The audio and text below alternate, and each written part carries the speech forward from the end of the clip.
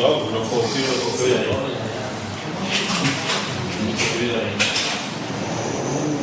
Bueno, porque sabes que no ha cocinado bien todavía.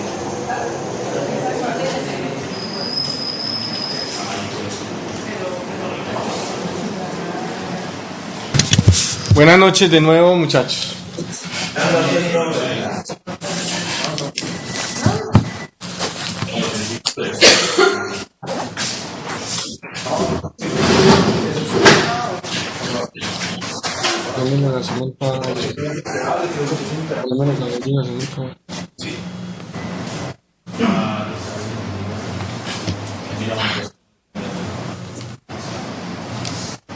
Bueno, muchachos, hoy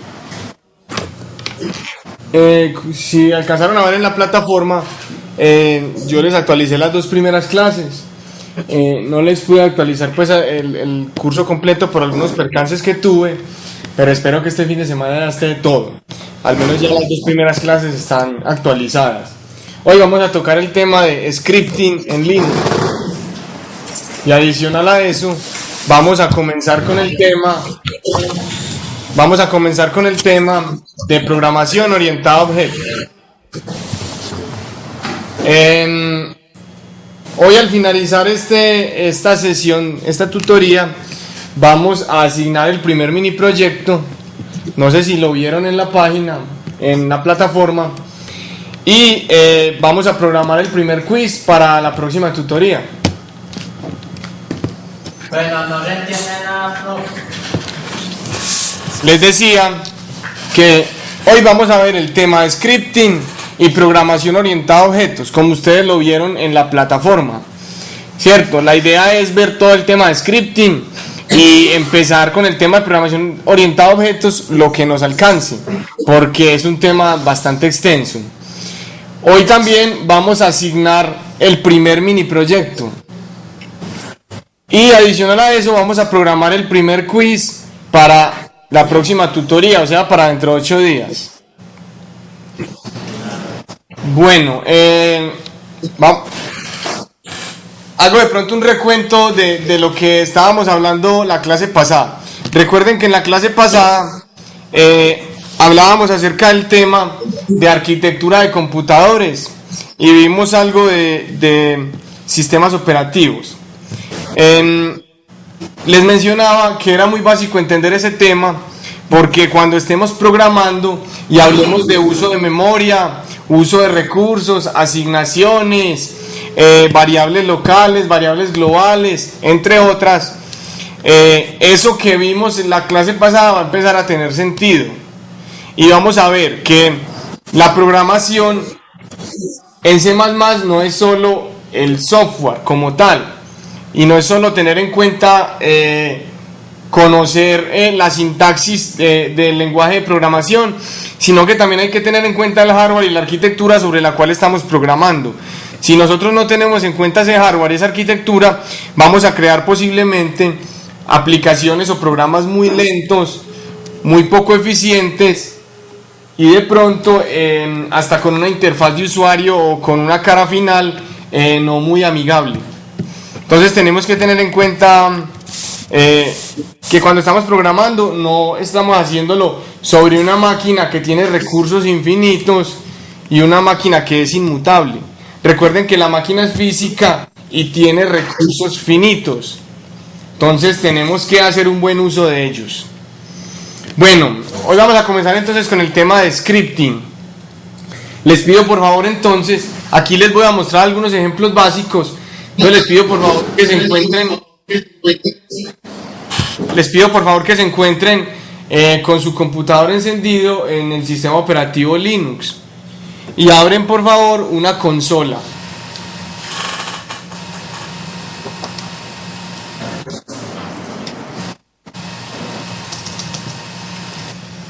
Bueno, ustedes desde el semestre, en el semestre anterior, conocieron lo que es la programación estructurada, ¿cierto? La programación estructurada, como lo habíamos dicho la tutoría pasada, tiene que ver con el flujo corriente de los datos, y ahí no se crean objetos, no se crean entidades distintas que puedan tener características complejas.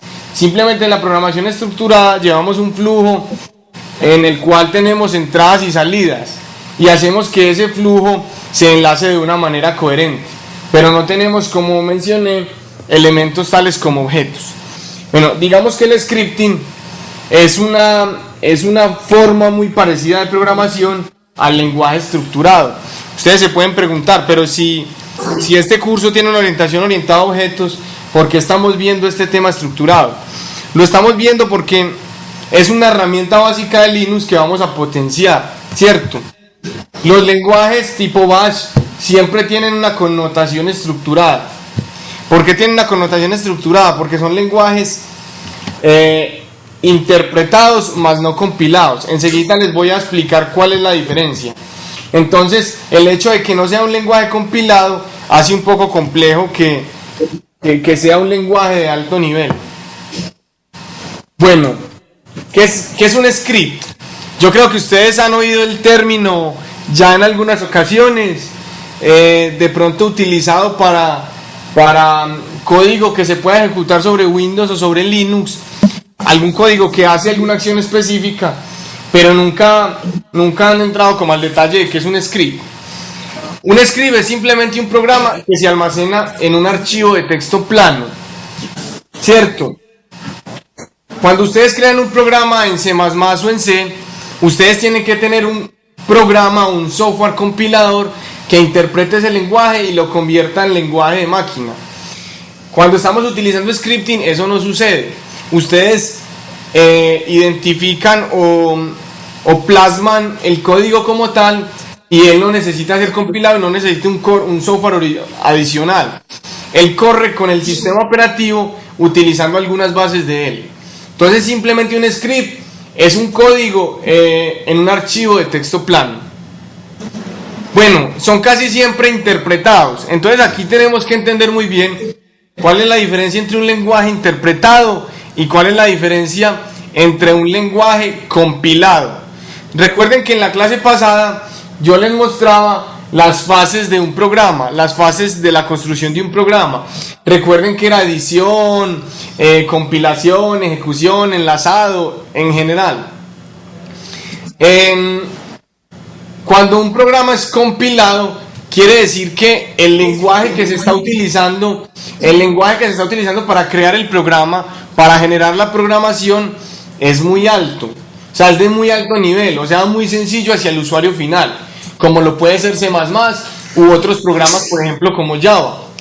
Ese lenguaje es de muy alto nivel, entonces las instrucciones que yo estoy codificando son muy difíciles para el hardware, si lo van a interpretar de esa forma. Entonces, ¿para qué compilo yo ese texto que acabo de escribir? Para que pueda ser convertido a un lenguaje de máquina e interpretado más fácilmente por la arquitectura que tiene el computador. Eso es un lenguaje compilado. ¿Qué es un lenguaje interpretado? Es un lenguaje que es lo suficientemente básico para ser interpretado por la máquina como tal, o por el sistema operativo que está sobre ella. Entonces, cuando hablamos de script, generalmente son interpretados, o sea que yo copio las líneas de código y el sistema operativo como tal me ejecuta esas líneas de código sin transformarlas. Él va y las lee, pero no las transforma. O sea que es un lenguaje lo bastante entendible para la máquina. Bueno, ¿para qué son utilizados los scripts? Un script en general se utiliza para automatizar tareas, interactuar con el sistema operativo, interactuar con el usuario, manejar archivos, entre otros. Todos ustedes deben haber manejado Linux en este momento. No, digamos que no de una forma profunda, pero al menos sí de una forma básica. Ustedes ya han visto que una de las potencialidades del sistema operativo Linux es utilizar su consola de comandos. O sea, utilizar el sistema operativo no de forma gráfica, sino a través de comandos. Esos comandos que yo le estoy ingresando a la máquina, son scripts. Lo que pasa es que los estoy haciendo en una sola línea. Los estoy haciendo en una sola línea y no están en un archivo. Pero como tal, son scripts o son líneas de un script. Entonces, por eso es que decimos que sirven para interactuar con el sistema operativo. De hecho, sistemas operativos como Windows, que han tenido una tendencia muy gráfica en los últimos años, se han volcado a este tipo de estrategia. Y lo podemos ver hoy, por ejemplo, en Windows Server 2008. Windows Server 2008 tiene una interfaz de scripting muy similar a la de Linux, que sirve precisamente para borrar. ¿Cómo? No entienden nada. Bueno, les decía, por favor, cuando no me entiendan, me lo indican para repetir, suspender y repetir. Les decía que en Linux ustedes utilizan interfaces de comando para interactuar con la máquina. Entonces eso es una utilidad del scripting. Les decía también que sistemas operativos, por ejemplo, como el Windows en general, que han tenido siempre una connotación muy gráfica, siempre han sido de una tendencia gráfica, se han volcado a esta estrategia. Y por ejemplo, el sistema operativo Windows Server 2008 tiene su consola de scripting y es muy potencializada, es muy utilizada, como no lo es la consola de CMD, por ejemplo, en Windows XP, que se utiliza para muy pocas cosas. Bueno, existen scripts en Windows que suelen llamarse batch. Cada que tenemos un script en Linux, solemos decirle batch. El script en Windows, yo no sé si ustedes han visto, por ejemplo, los archivos .bat. ¿Alguien ha visto un archivo .bat?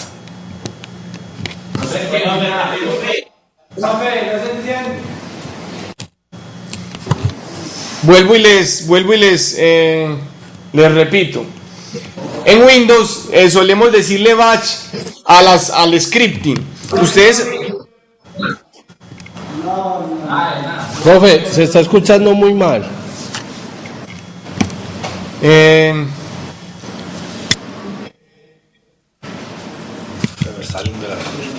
Porque el video me está llegando bien y yo los oigo a ustedes bien.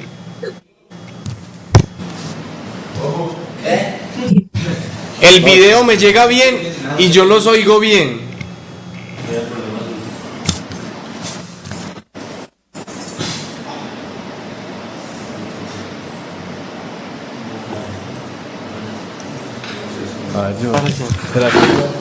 ¿Me están oyendo bien en este momento? Voy a intentar continuar antes de que realicemos otra acción diferente.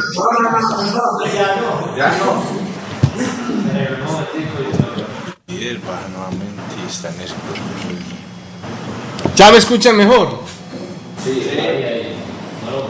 Bueno, voy a continuar. ¿Alguno de ustedes ha visto un archivo .bat en Windows? Un archivo .bat. Un archivo .bat es un archivo ejecutable en consola de Windows. Generalmente es una fuente muy común de virus. Cuando a ustedes les llega un virus, una de las formas más fáciles de ejecutarlo, de que entre a su máquina, es por un archivo .bat, porque él se ejecuta directamente sobre la consola y la consola interactúa, digamos, de una forma más cercana al sistema operativo que lo que hace la interfaz gráfica. Posiblemente un virus gráfico, usted deba darle varios clics para que él se apodere de su máquina, mientras que en un bat, en un .bat o un script de Windows, simplemente con dar un doble clic para que haga ejecución, tenemos el virus apoderado de nuestra máquina. En Linux, al script se le llama shell. Se le llama shell. Muchas veces suele llamarse mal llamado a los scripts de Linux shell. En realidad, un script de Linux no es un shell. Shell. Profe, Sí. mira, espérate, lo que pasa es que no se está escuchando bien, profe. Se está pixelando mucho y no pixelando, el audio no está bien claro.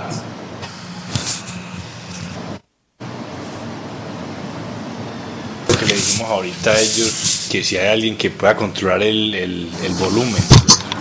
Vení, hay una posibilidad. Cuando usted hable, que ellos cierren el volumen. Hay una posibilidad que alguien controle el volumen de manera que cuando yo hable, lo apaguen, se cierre el micrófono allá. Hágale, profe, que yo le hago, Así mejora un poco más. Pues o al menos desde aquí lo percibimos de esa forma. ¿Se escucha mejor? Una seña. Sí se escucha mejor. ¿Me escuchan? Que hagan alguna seña o algo. Una seña, por favor. Sí me escuchan. ahí. Profe, Sí. vamos a hacer el ensayo, a ver, listo. Bueno, dale. Listo. ¿Me escuchan bien ahí? ¿Me escuchan bien en este momento? Sí, profe. Listo. Continuemos entonces así. Bueno, como les decía, muchachos, un .bat es un archivo ejecutable de Windows. Generalmente los BAT son una fuente muy común de virus, porque su ejecución es muy directa, porque se hace a través del CMD o el command de Windows. Cuando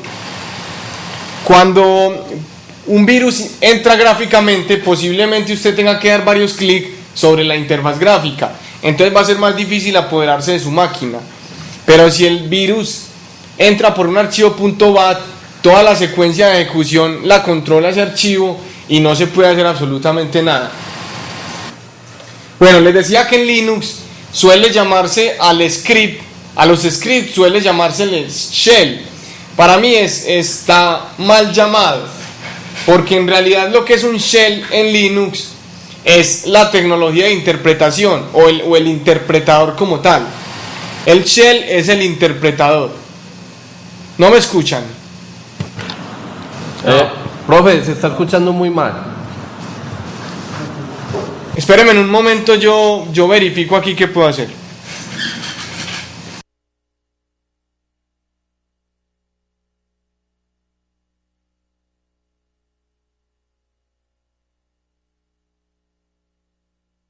Sí, pero es que no. Nos vamos a desconectar un momento.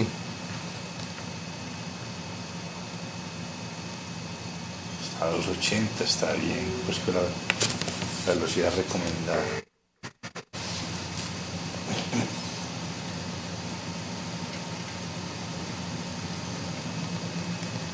¿Me escuchan mejor en este momento? ¿Me escuchan mejor en este momento? Sí. Sí, profe. Listo, vamos a intentarlo nuevamente.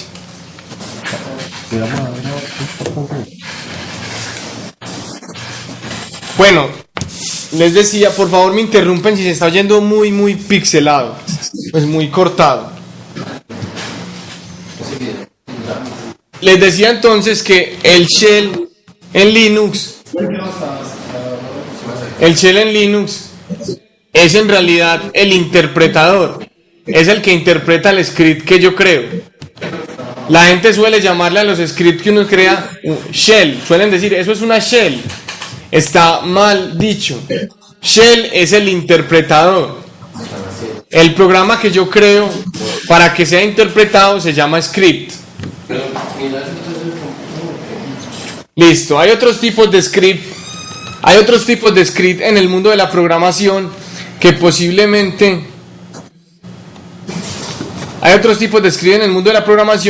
que posiblemente ustedes en un futuro, más adelante en su carrera, los oigan. Existen dos tipos de script. Existen script en el lado del cliente y en el lado del servidor.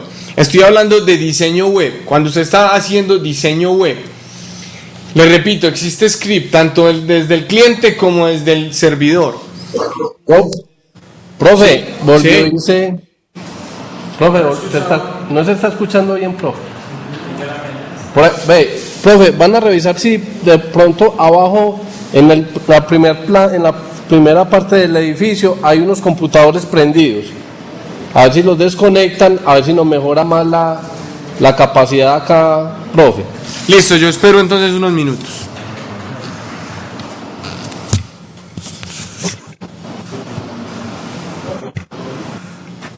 Que en este momento no se está escuchando nada, profe. Sí, listo, yo espero entonces unos minuticos a ver si mejora con lo que van a hacer. ¿Sí me escucharon? No se escucha bien. Profe, dame 5 minuticos, yo voy a mirar a ver si podemos resolver el problema, si de pronto es que los otros equipos están prendidos abajo, listo.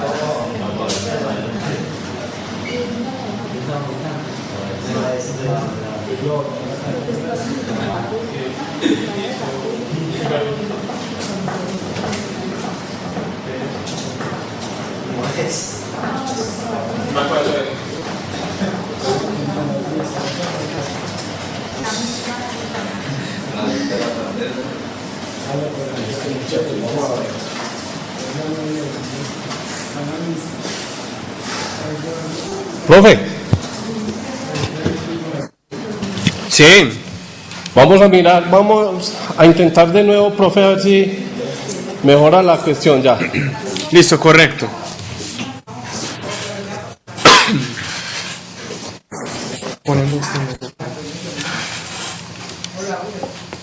Bueno, les decía entonces que cuando estamos hablando de diseño web, por ejemplo, diseño de sitios web o de aplicaciones web, tenemos dos tipos de scripts.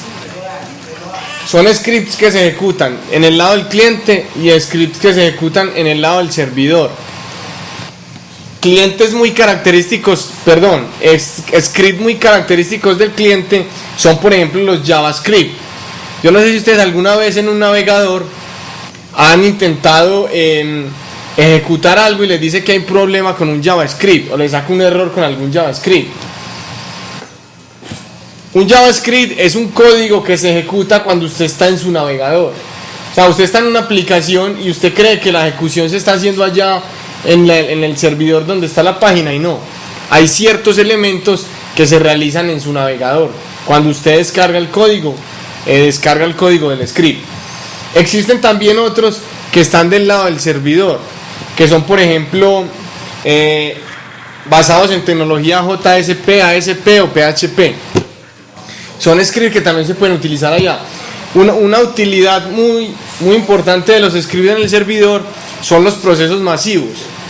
Por ejemplo, cuando ustedes entran a la plataforma de Bancolombia, ¿cierto? Y por ejemplo, cuando le pagan la nómina a muchos usuarios, le pagan, por ejemplo, todo el sueldo a los usuarios, eso no se hace en tiempo real. Eso se deja una hora específica para ejecutarlo y que no altere, digamos, que no altere el funcionamiento normal del sitio. Entonces usted ve que, por ejemplo, si tiran la nómina de 10.000 usuarios a que se cargue en el portal de Bancolombia, no sé, por decir algo, digamos a la 1 de la tarde, y resulta que usted le da por entrar a la 1 de la tarde, esos servidores van a estar bloqueados. Entonces generalmente para ese procesamiento masivo lo que hacen es que configuran scripts en el servidor y a determinada hora se va procesando toda esa información. Pues es un ejemplo de pronto un poco burdo, porque la ejecución de procesos masivos es un poco más compleja, pero para que me entiendan más o menos qué hace un script del lado de un servidor. Bueno, a veces un script suele llamar un programa más complejo. Es muy frecuente, sobre todo en Linux, que usted descargue, por ejemplo, un software, ¿cierto? Y el software sea complejo de instalar. Entonces, cuando usted va a instalar ese software, usted descarga el software, no sé, por ejemplo, descargar un software de video para Linux. No llegan las instrucciones, vea, tire tal comando, tire tal comando, tire tal comando, no. Generalmente llega un archivo o un script que usted ejecuta y él lanza todas esas instrucciones que usted debe hacer para instalar el programa. Por ejemplo, un RPM o un .dev. Esos son scripts dependiendo de la distribución de Linux que usted tenga. Bueno, vamos a hablar de qué es Shell, Bash y cron. Como les decía ahorita, un Shell es un intérprete de comandos. Un Shell no es un script. Un Shell es el que lo interpreta. Tenemos diferentes cantidades de Shell. Entonces, por favor, vayan a su máquina. Por favor, vayan a su máquina y ejecuten echo shell. Echo pesos shell en mayúscula. Cuando ustedes ejecutan echo pesos shell, el sistema operativo, no sé si están viendo ahí, echo pesos shell, el sistema operativo les muestra qué tipo de shell está utilizando ustedes. Entonces miren que, por ejemplo, ahí en pantalla a mí se me está desplegando el shell bin bash, pero ese no es el único shell. Entonces, ¿cómo hago yo para mirar los shell? Todos los shell se encuentran en el directorio bin. Entonces yo me voy para bin, y si en bin le doy, por ejemplo, ls, vamos a verlos ya poquitos.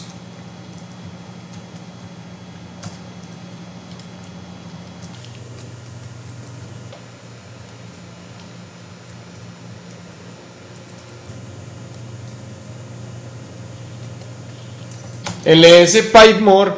Recuerden, muchachos, les voy a ir enseñando cositas de Linux. Recuerden que pipe es un elemento muy importante en Linux. Cuando usted está lanzando comandos de Linux, pipe es la rayita que es vertical. La raya que es vertical. Ese carácter ASCII se llama pipe. Pipe o pipe, se llama pipe. Ese carácter va a ser muy utilizado por nosotros en Linux. Entonces, pues de pronto si no lo han identificado en el teclado, para que lo identifiquen. Ese carácter es muy usado en Linux. Entonces, ahí les estoy desplegando con calma, con ls espacio pipe espacio more, les despliego el contenido del directorio bin,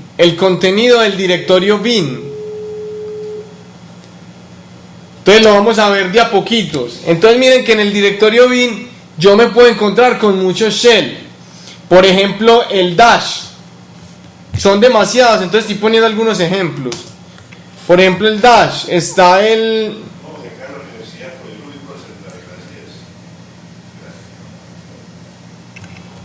Está por ejemplo el bash. Mírenlo al principio, en la pantalla. Está el bash. Entonces está por ejemplo el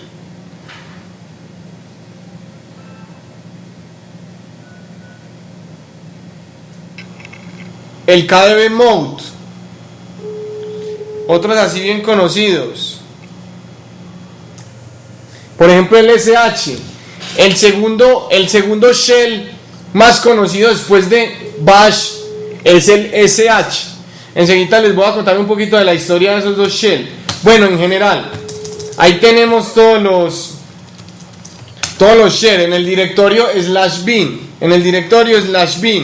Entonces vuelvo y les recuerdo, ¿cómo miro yo cuál estoy usando? Con echo pesos shell.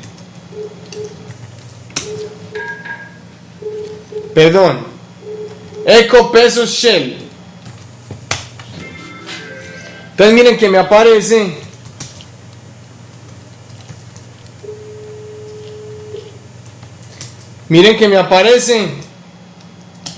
bin bash. Entonces estoy utilizando el shell bash. Todos los comandos que estoy escribiendo en la línea de comandos están siendo interpretados por el bash. Bueno,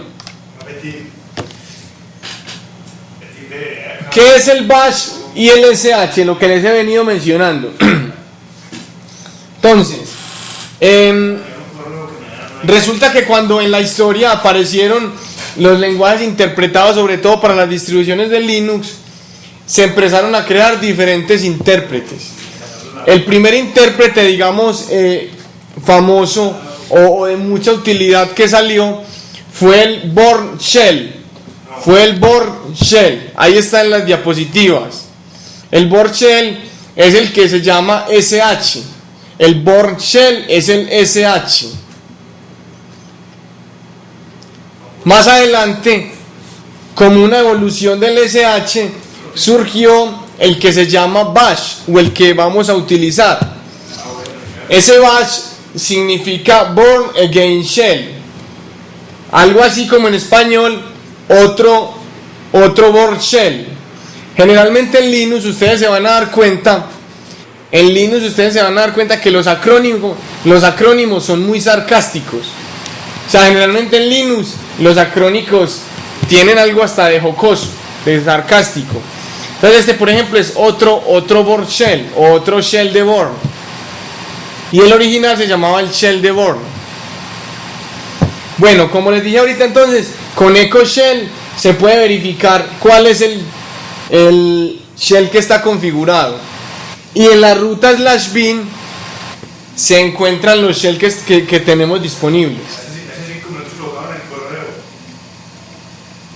Bueno, cada que ustedes vayan a escribir un script, nunca se les olvide esto, primordial. Cada que ustedes vayan a escribir un script, Cada que ustedes vayan a escribir un script, tiene que comenzar por la línea que se encuentra en la diapositiva. Número, admiración hacia abajo, slash bin y slash bash. O el que estén utilizando. Siempre deben empezar por número, interrogación hacia abajo, admiración hacia abajo, y el shell que están utilizando, obviamente con la ruta en que está ubicado, que es el directorio bin. Nunca se les puede olvidar. Bueno, muchachos, y hay otro concepto muy importante que para mí es uno de los más importantes y quisiera que los memoricen porque les va a servir mucho para el futuro, les va a servir para administrar su estación de trabajo en Linux. Es el término cron. El término cron. ¿Qué es un cron? Un cron es un administrador de procesos en segundo plano. Un administrador de procesos en segundo plano. Que generalmente es programado para ejecutar esos procesos en un tiempo regular o en intervalos de tiempo programado. Entonces un cron es un programita que usted le dice, vea, cada que sean las 3 de la tarde, ejecúteme esto. Cada que sean las 5 de la tarde, ejecúteme esto. Usted lo puede programar. Y él se ejecuta sin necesidad de que usted lo haga manualmente. Entonces, ¿para qué sirve esto? ¿Cuál es la mayor utilidad? La mayor utilidad es en automatizar procesos. Entonces, mire que si usted quiere, por ejemplo, sacar backup, si usted quiere sacar backup a su sistema operativo o algún elemento que usted considera que es muy primordial, entonces usted debería configurar un cron. Más adelante les voy a enseñar cómo se configura un cron en Ubuntu y generalmente en todas las distribuciones. Es muy poca la que no tiene el manejo del cron como les voy a mostrar. Bueno, a los cron también suele llamárseles demonios. Cuando ustedes oigan hablar de un demonio, en realidad es un cron que se ejecuta en segundo plano. Yo no sé si es claro para ustedes, muchachos, el que se ejecuta en segundo plano. Si es claro para ustedes.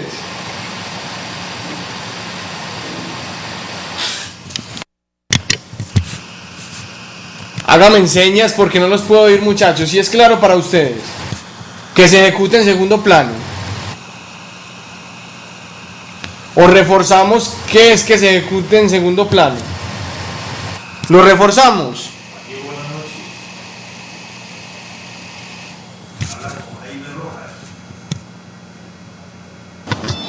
Profe, Sí. que no les quedó claro lo del segundo plano. Listo, les voy a explicar qué es ejecución en segundo plano para que entiendan bien de qué estoy hablando. Ustedes ven esa diapositiva que está presentada ahí en mi computador. Esa diapositiva que está presentada ahí la estoy presentando a través de un software que presenta PDFs. Eso es lo que se llama una ejecución en primer plano. Es una ejecución en primer plano porque yo estoy siendo afectado por ella o yo la estoy viendo. Está ahí frente a mí. O sea, no está escondida a mí. ¿Qué tanto es que están viendo la diapositiva? ¿Qué es una ejecución en segundo plano? Una ejecución en segundo plano es una ejecución de un programa que yo no estoy viendo y estoy absolutamente ignorante de su ejecución, a no ser que yo sea el que lo haya programado. Yo no sé si ustedes han hablado de los computadores zombies. Esa es una de las formas de procesar información en la red de los piratas informáticos, usando computadores zombies. ¿Qué es un computador zombie? Un computador zombie es un computador que vos estás utilizando tranquilamente con tus programitas, ¿cierto? Vos abrís tu documento, abrís tu presentación, lo que sea, pero vos no tenés ni idea que por debajo en el sistema operativo se está ejecutando algo. Y por ejemplo, ese computador puede estar súper lento y vos tener nada más abierto, por ejemplo, en OpenOffice. Entonces vos no entendés por qué está lento. Está lento porque se está ejecutando un proceso en segundo plano. Entonces, cuando me refiero a que un proceso se ejecuta en segundo plano, es uno que no veo, que está por allá ejecutándose y a nivel de mi interfaz no es posible verlo. Tendría que ir a mirar los procesos del sistema para poder ver que se está ejecutando, ¿cierto? Si ustedes le dan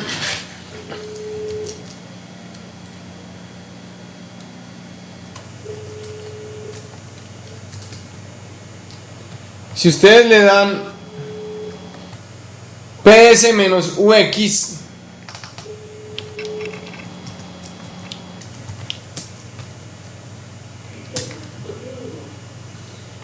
si ustedes le dan PS-UX, se van a dar cuenta de todos los procesos que se están ejecutando, en su máquina en este instante de tiempo. Entonces miren todos los procesos que se están ejecutando en mi máquina. ¿Sí lo pueden ver? Si le dan este comando, PS espacio menos UX, PS espacio menos UX, pueden ver todos los procesos que se están ejecutando. Y si ustedes van y miran cuántas ventanas tienen abiertas, yo tengo 6 ventanas abiertas en el gestor de ventanas o en el Gnome. Y miren que si yo le doy PSUX, me sale una lista enorme de procesos que se están ejecutando. Entonces la pregunta es, ¿pero cómo así? Si yo tengo abiertas 6 ventanas en el Gnome, ¿por qué se me está ejecutando todo eso? Por lo que les estoy diciendo, es una ejecución en segundo plano. Bueno, me imagino que con esa explicación les quedó claro, muchachos. ¿Qué es el cron tab? El cron tab es el archivo que se utiliza, en Linux, o al menos en la mayoría de distribuciones, para yo programar los cron del sistema.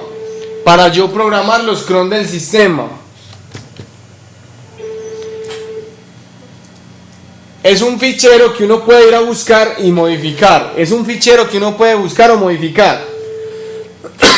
Pero hay una forma muy fácil de ir a él.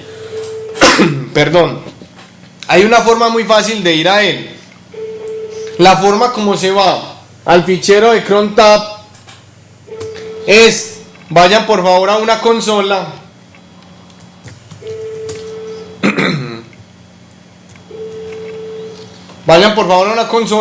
Y le dan cron tab espacio menos E. Cron tab espacio menos E. La persona a la que ha llamado no se encuentra disponible. Y se van a dar cuenta que llegan a un fichero. O les abre un editor de texto. En este caso a mí me abre el nano. A ustedes les puede abrir el B, o les puede abrir el Kate, o el que sea. Buenas noches. Acá iniciativa llamar hombre.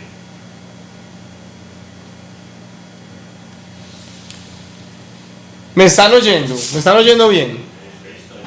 Sí, profe. Listo, entonces a mí me abre el nano. A ustedes les puede abrir el B, o les puede abrir el Kate, o en general cualquiera. Eso depende de cómo esté configurado.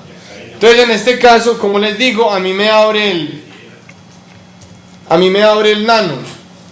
Entonces miren la línea que tengo aquí. Y al final de la línea tengo un archivo o un comando.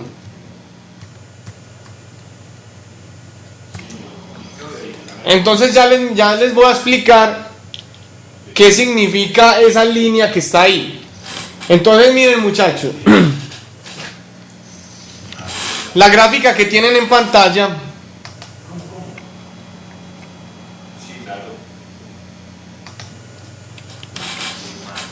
la gráfica que tienen en pantalla es la forma de usar el cron tab, ¿cierto? Entonces, ¿qué es el cron tab? El cron tab es una secuencia de caracteres, números, lo que sea, que me genera una ejecución automatizada en el sistema operativo,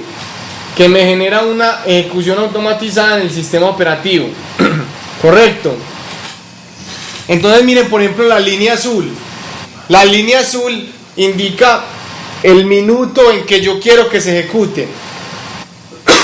Voy a ir alternando, muchachos, entre el editor. Entonces miren, si ustedes se dan cuenta, Profe, no se está escuchando bien.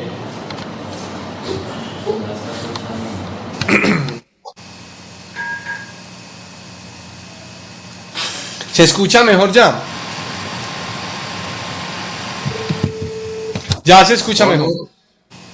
Nada, profe. Discúlpeme en un segundo.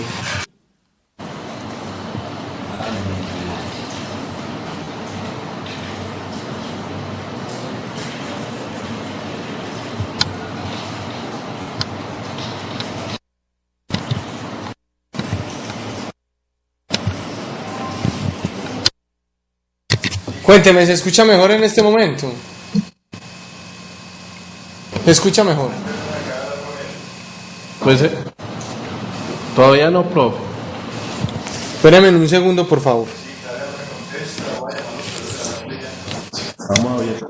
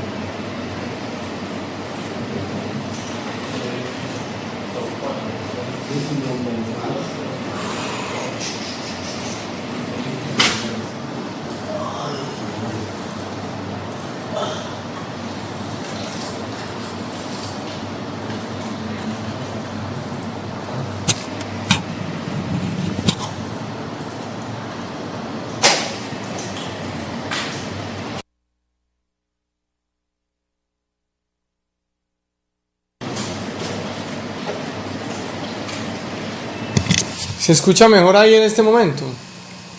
Sí. Vamos a intentar entonces colgar y llamar cuando nos ocurra esto para que demos como una solución un poco rápida.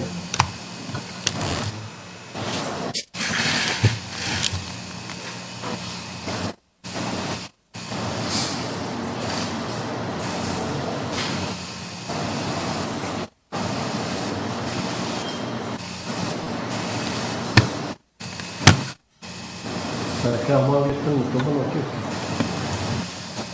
Les decía entonces que es una secuencia de números y caracteres, el cron tab, para configurar algo, ¿cierto? Entonces les voy a mostrar qué significa cada uno de ellos. Entonces recuerden la gráfica. Si pueden tener la diapositiva abierta mientras que yo les muestro, sería de mucha ayuda. Bueno, entonces, como lo pueden ver ahí en la pantalla, en la diapositiva, el primer color es el azul, que me indica los minutos, o el minuto en específico donde yo quiero que se dé la ejecución. Entonces yo quiero que mi programa se ejecute cada media hora a los 25 minutos, o sea, a los 25 y a los 55. Entonces yo coloco el minuto donde quiera hacer la ejecución. En este caso, en la pantalla, en el editor de texto, tengo el minuto 0. Entonces no, yo quiero que se ejecute en el minuto 25 con coma, separo si son varios, y en el minuto 55. Entonces miren que ahí configuré mis minutos y dejo un espacio. Entonces ahora me voy para el crema, el color crema. si ustedes vieran en ese cuadrito que yo les pongo, el rango, dependiendo de la posición, determina el rango. Entonces, ¿tiene algún sentido yo colocar, por ejemplo, 70? ¿Tiene algún sentido yo colocar 70? Profe, Sí. profe, no se está escuchando, profe.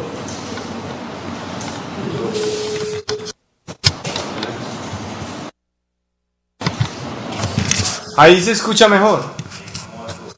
Sí, lo que pasa es que cuando vos le das continuidad al diálogo, se va perdiendo la nitidez, profe.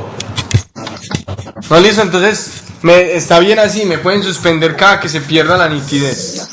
Listo, profe. Bueno, entonces como les decía, no tiene sentido colocar en esa posición 70, ¿cierto? Porque no hay un minuto 70.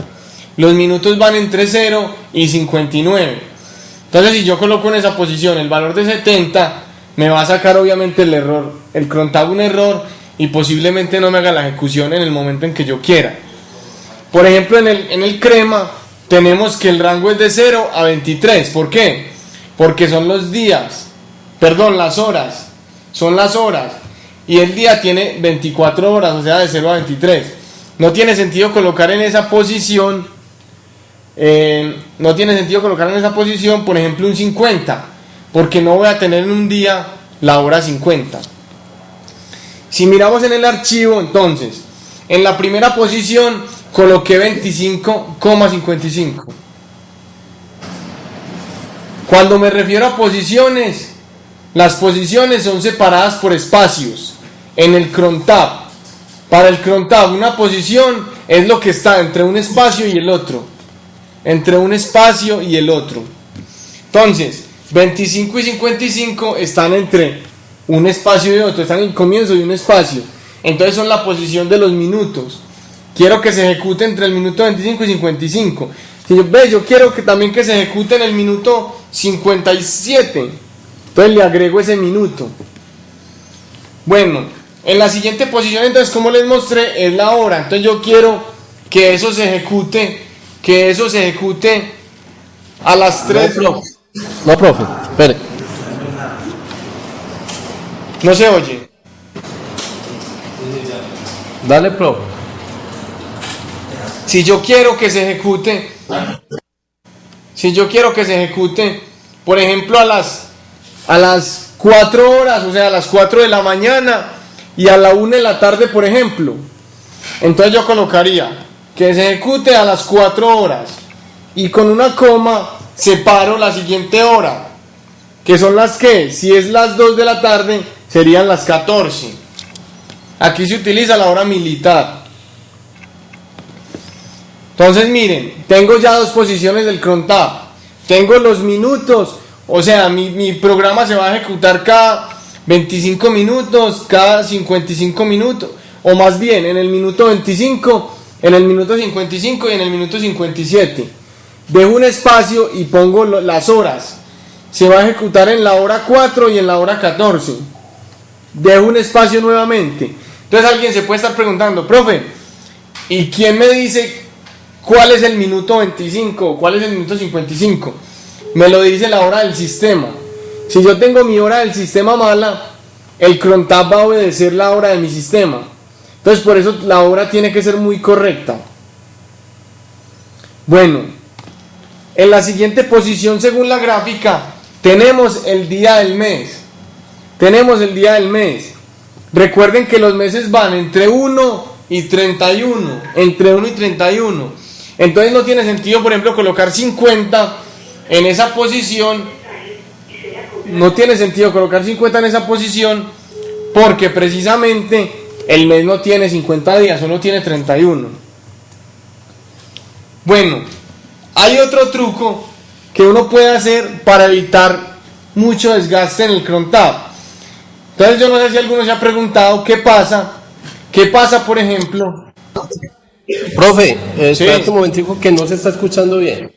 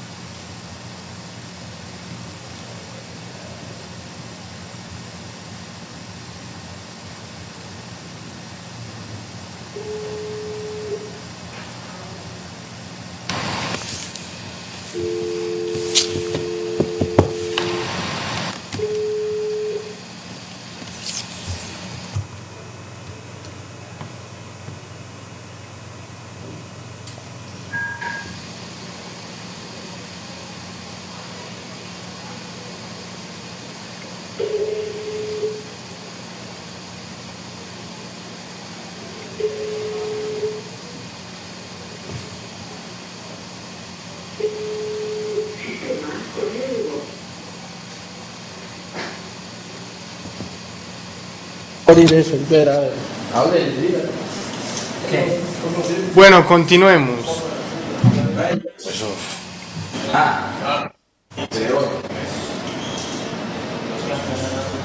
No, es que Manuel se va de Facebook. Es que ahí están todos conectados. Es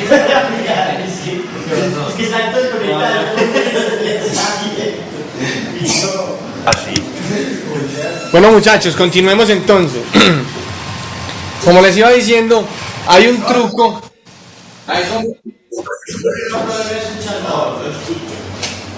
Voy a colgar y voy a intentar nuevamente.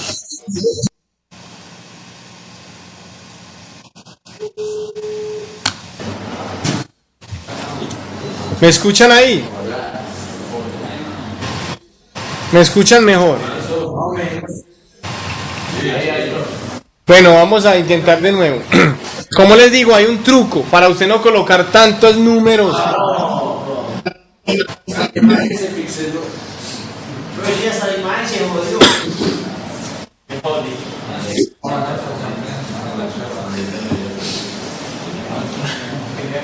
Descarado, no aprovechar.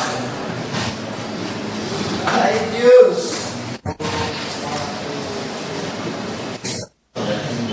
¿Me oyen mejor en este momento?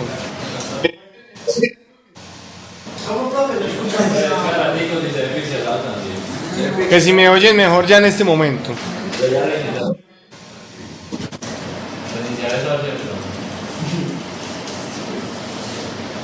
¿Sí me oyen mejor?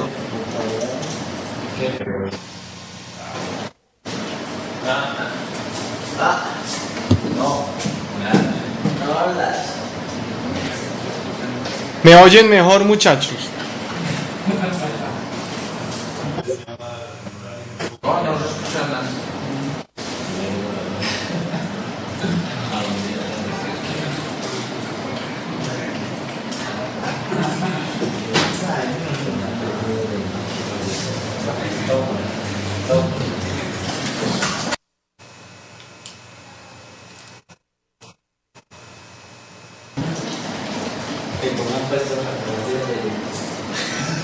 ¿Me oyen mejor en este momento, muchachos?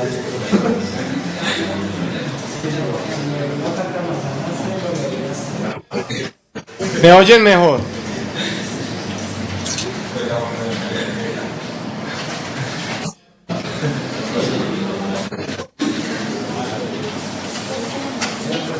Muchachos, ¿me oyen mejor en este momento?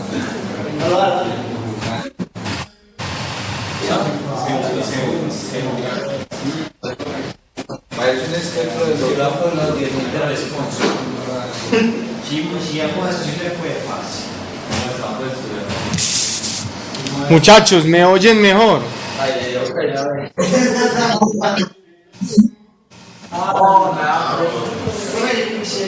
Antes está problema en también.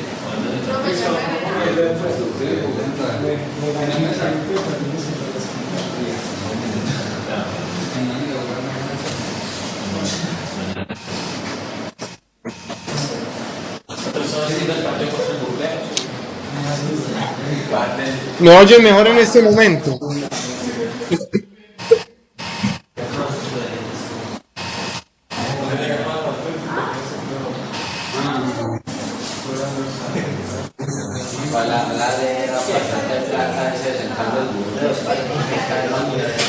Muchachos, ¿me oyen mejor en este momento?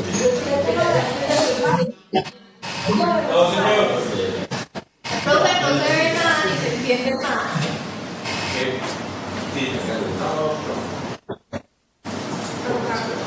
Profe, reinicie otra vez. No, profesor, estoy en un sueño. Ah, yo me conecto a acá.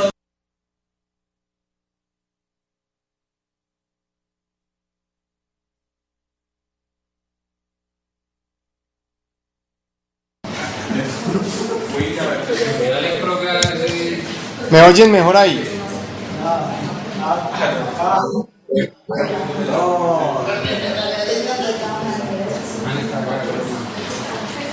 Ah, sí, pues, ¿Me oyen mejor en este momento? si le abren la vela. Y sé que me ganó el día de hoy.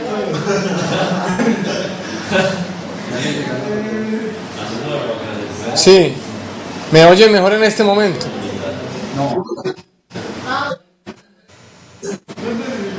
Profe, no. Pero prácticamente no. Él estos muchachos que apaguen el equipo así de pronto después alguna cosa. Me dice, apaguen el equipo. Desconectarle la red. Yo dije, creo.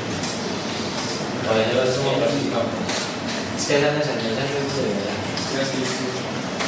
Apaguen muchachos si quieren escuchar esta Otra vez.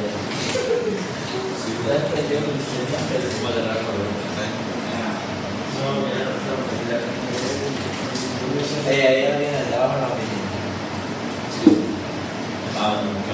¿Quién va por la raqueta? Ahí está. ¿Qué más estaba hablando de Chica. Sí, está perro, pues.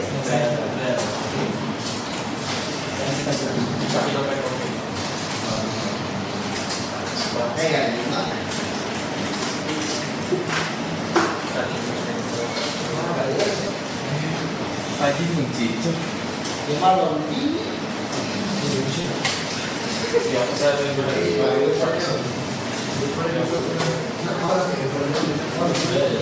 Yo siempre sabía que el sol te lo come. ¿Se oye mejor en este momento, muchachos?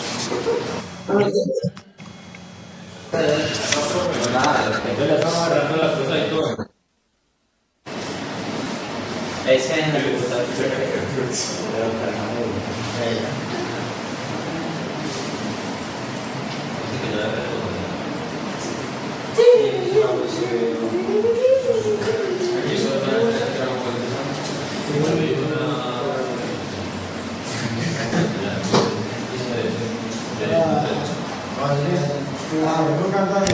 Muchachos, nuevamente se oye mejor.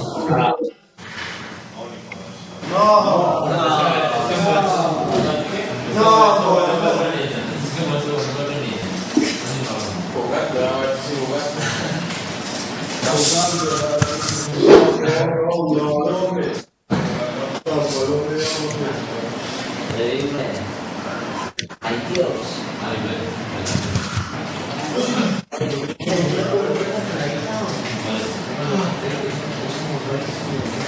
Muchachos, se oye mejor en este momento.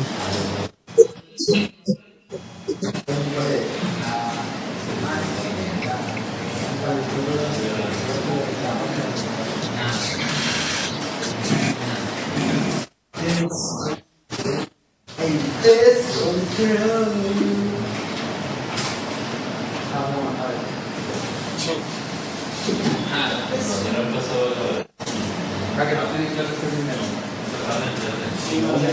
¿De qué?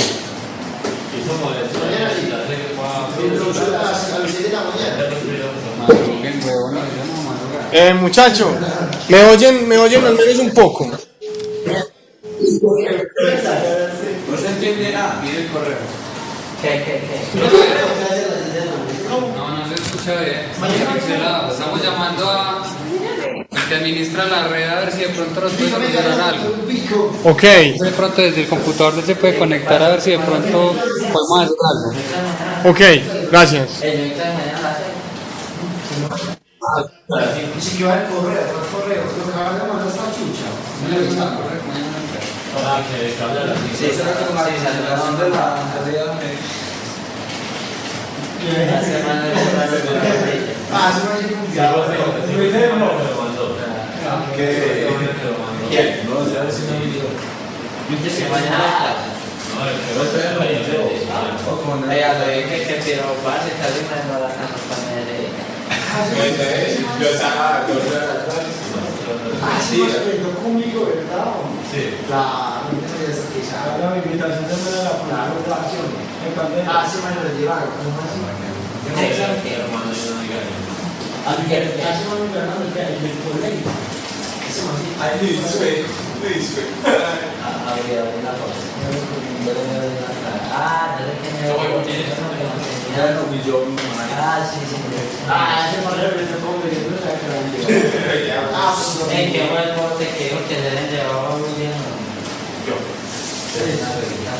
Pero yo no para Puerto Barrio allá.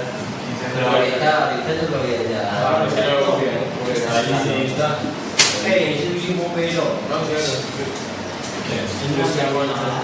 No, hágale, no vengamos y que alguna cosa feliz.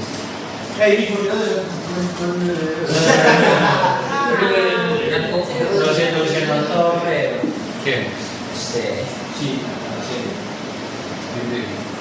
Ahí no hay nada en el correo. Sí, A mí me están diciendo que mañana no hay clase. yo lo sé, Luis. ¿Qué es lo que más le hace? Mareado, muchachos, no vengan. Mejor porque yo tengo que camellar. Por la noche tampoco hay clase. También. Por la noche no se camellar mañana. Ah, es que me hagan el decano, sí o no. De la tarde venir obligatoriamente que eran de A las 6. Nosotros tenemos el Tenemos bebé Mucho. Es el lunes. El lunes. No sale después. A las 9 de la mañana. Y las cabinas pueden el uniforme. Si es organizado, no va a nada más. Yo creo que se va a hacer algo sacando.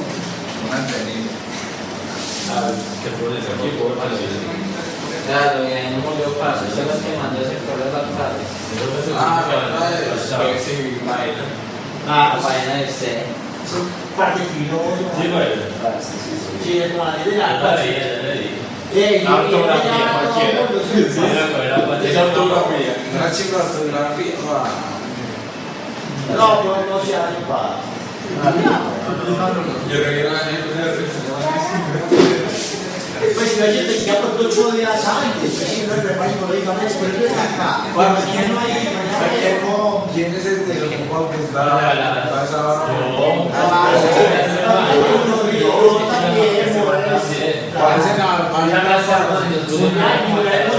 Parecen arbalitos, ya con casi las 11 y ya. ¿Y usted qué está haciendo conectado? ¿Y usted qué está haciendo? Yo estoy conectado, no la vaina. Sí. Están con Aloe. Pues yo estaba para ir a Roscón. Entonces esa mañana más buena. Va a decir a la mamá que anda de Roscón mío. No tiene clase ni clase. No. A las 6. Y a las 4 tampoco. A las 4 tampoco. A las 6 tampoco. A las 6 tampoco. A la